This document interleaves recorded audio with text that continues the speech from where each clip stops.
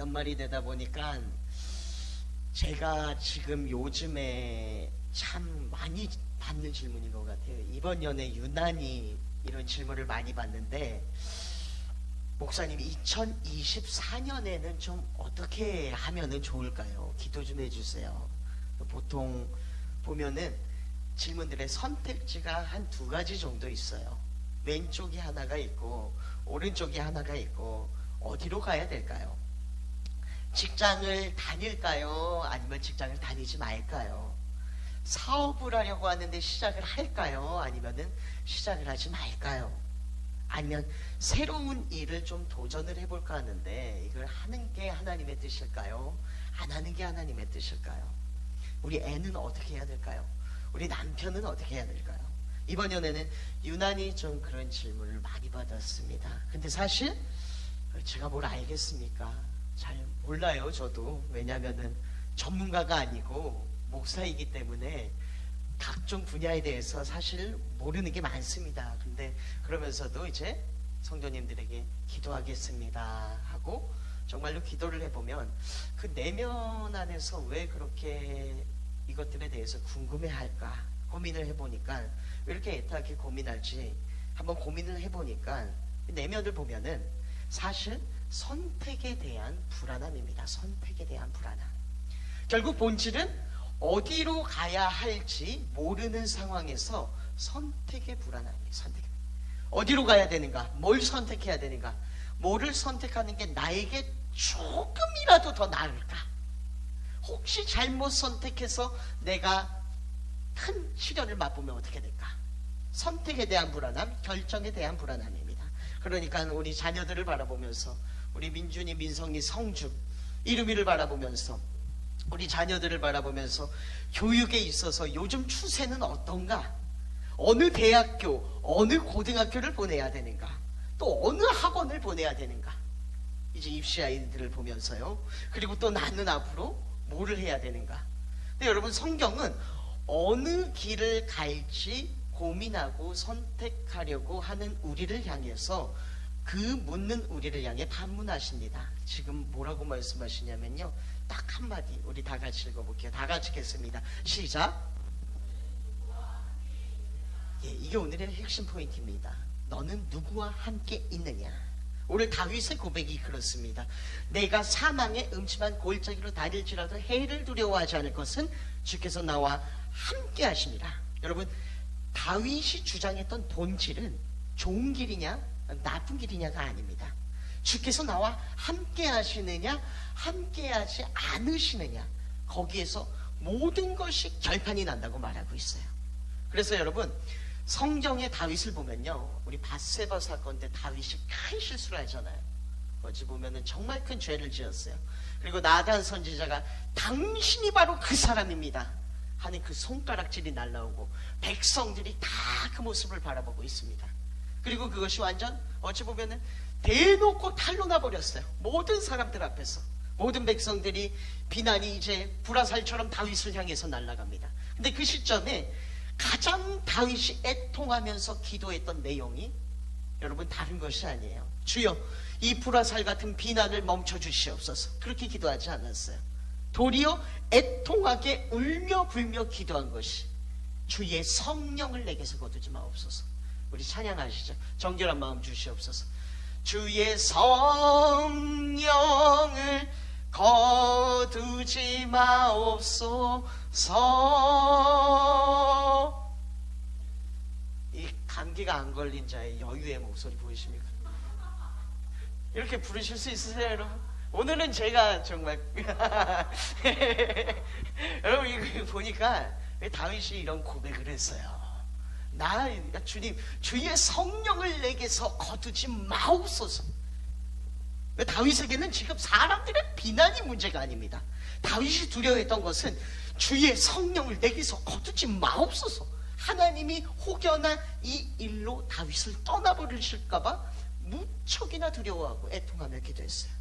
여러분, 그래서 이것이 성경의 핵심입니다. 너는 지금 누구와 함께하고 있느냐? 얼마 전에 제가 다큐멘터리를 봤는데, 예전에도 한번 이걸 보여드렸었던 것 같아요. 이 다큐멘터리가 곰에 대한 다큐멘터리예요. 근데 보니까 이 곰의 특징이 여러분 집단 생활을 하지 않는데요.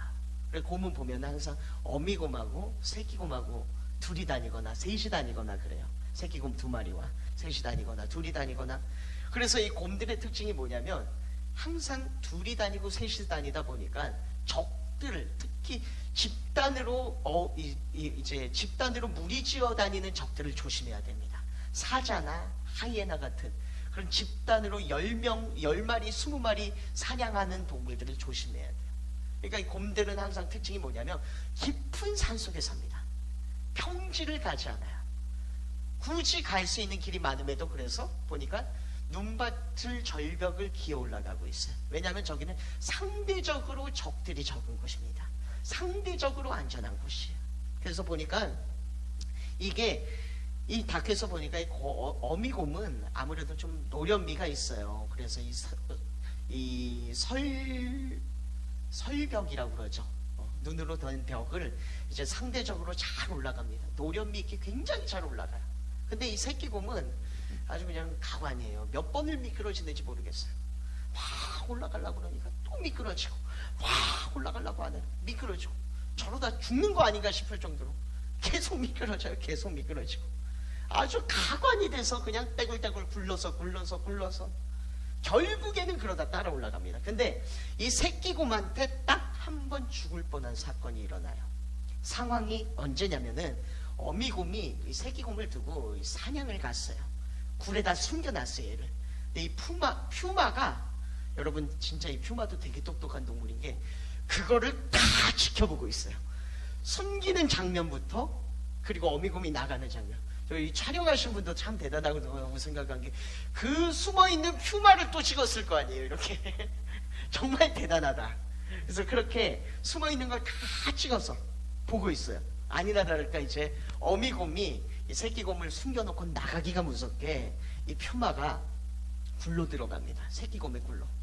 이 새끼곰이 어떻게 타이밍을 잘 맞춰서 도망쳤어요. 근데 문제는 뭐냐면 이 퓨마가 한 번 잡아먹기로 결정했기 때문에 계속 따라옵니다.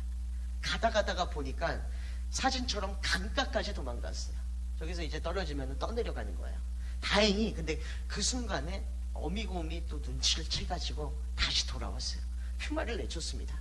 이걸 보면서 여러분 느낀 게 뭐냐면요, 새끼곰에게 있어서 여러분 가장 위협적인 상황이 뭔지 아십니까? 어미곰과 분리되는 순간입니다.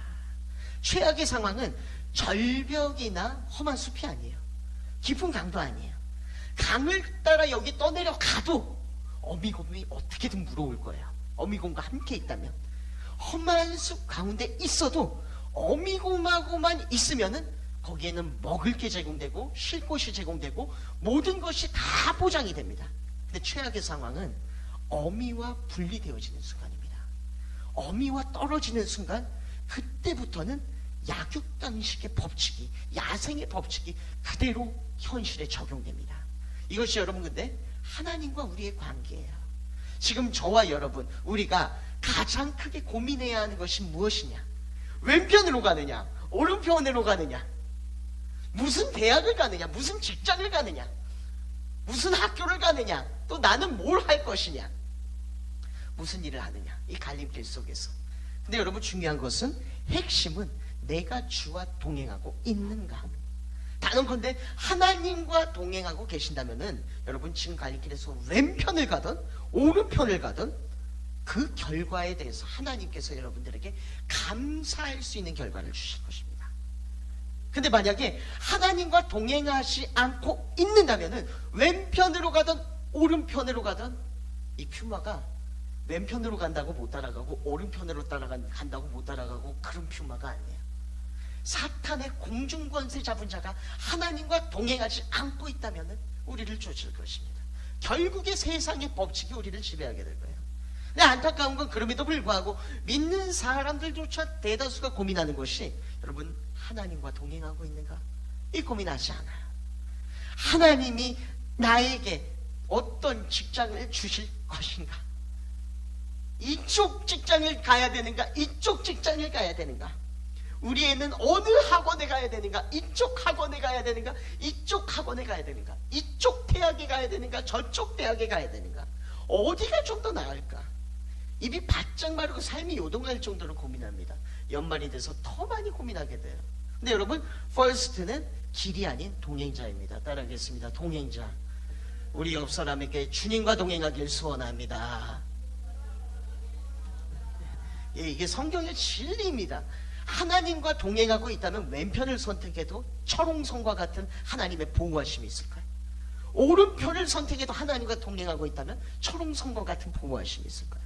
근데 하나님과 동행하지 않고 있다면 왼편으로 가든 오른편으로 가든 그 퓨마와 같은 사탄이 반드시 쫓아옵니다. 그때부터 세상이 말하는 그 약육강식의 법칙, 세상의 공중권세 잡은 자의 법칙이 그대로 적용돼요. 약육강식이 뭡니까 여러분? 약하면 고기가 되고 강하면은 식사를 한다잖아요. 약육강식. 그 모습이 그대로 적용돼요. 여러분, 이런 상황에 처했던 대표적인 성경의 사례가 여러분 복음서의 탕자 이야기입니다. 아버지는 내 몫을 주시옵소서. 멀쩡히 살아계신 아버지에게 유산을 주시옵소서. 아버지가 돌아가신 다음에 받는 게 유산이잖아요. 내 몫을 주시옵소서. 내 분깃을 주시옵소서. 아버지가 근데 예끼노마 해도 될 판에 주십니다. 근데 여기에서 주어지는 교훈이 뭔가요? 탕자가 그 많은 재산을 가지고 아버지와 분리되어 가는데 아버지와 분리됨과 동시에 그 모든 재산의 효력이 중단돼 버립니다. 종이 조각이 돼버려요. 휴지 조각이 돼버려요. 아무 쓸모가 없어져요. 그리고 나서 이제 아버지를 다 떠난 다음에 모든 것들을 잊고 탕자가 하는 말이 뭡니까? 아버지께 돌아가자. 아버지께 돌아가자. 그것이 내가 유일하게 살 길이다. 근데 여러분, 이것이 남 얘기가 아닙니다. 우리 안에도 탕자의 마인드가 있어요. 하나님께 기도해서 내가 돈만 조금 있다면, 하나님께 기도해서 내가 학벌만 조금 있다면 될 것 같은데, 하나님께 기도해서 내가 번듯한 직장만 있으면 될 것 같은데, 하나님께 기도해서 저것만 딱 해결되면 내가 다 그때부터 평안하게 살 것 같은데, 될 것 같아요. 네, 하지만 탕자 이야기를 통해서 성경이 말하시는 본질의 메시지는 탕자에게 필요한 것은 다른 것이 아니요 오직 아버지의 품이라는 사실입니다. 할렐루야. 아버지가 없는 순간 모든 것이 휴지 조각이 됩니다. 그러므로 아버지께 돌아가자. 아버지께 돌아가자. 이전에도 한번 말씀을 드렸었는데 생각이 나서 그 이야기를 드립니다. 반주 좀 도와주시겠어요? 신학대학교를 가면은 가끔 그런 분들이 한 분 계세요. 이제 다 젊고 한데 정말 머리가 하얀 백발의 분들이 계세요. 70대 후반, 나이로 보면은 거의 이제 노년에 다다르신 분들인데, 지금도 잊지 못하는 것이 신학대학교에서 채플 시간에 노인 한 분, 할아버지 한 분이 눈물을 흘리면서 그 찬양 시간에 무릎을 꿇고 기도해요. 무릎을 꿇고. 그 연세에 무릎 꿇고 기도하시는 분들 많지 않거든요. 이렇게. 근데 무릎을 꿇고 채플 시간에 막 기도해요. 눈물을 흘리면서. 하도 궁금해서 제가 가서 뭔 기도를 하셨습니까? 나중에 여쭤봤어요. 그랬더니 내가 이제는 주님의 품으로 다시 돌아가겠노라. 울면서 내가 주님의 품으로 다시 돌아가겠노라. 그러면 사업도 해봤고 직장도 다녀봤고 모도 해봤고 공장 운영자도 해봤고 별걸 다 해보셨어요. 그리고 마지막에 하는 말이 내가 주님의 품으로 다시 돌아가겠노라. 빙글빙글 돌고 돌아서 내가 주님의 품으로 돌아가. 그게 답이다. 여러분, 도전합니다. 길의 선택에 목숨 걸지 마시길 바랍니다. 2024년 길의 선택 우리 중요합니다. 일로 가야 될지 고민해야 되고 선택해야 돼요. 여러분, 더 중요한 것은 주님과 동행하시길 바랍니다.